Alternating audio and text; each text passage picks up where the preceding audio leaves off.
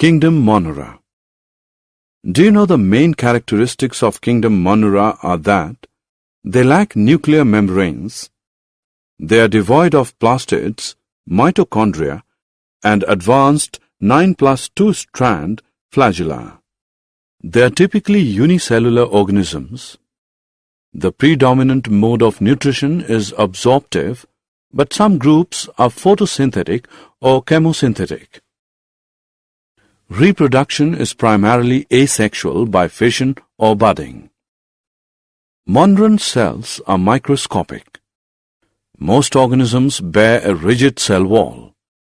Example: Anabaena, nostoc, oscillatoria, bacteria.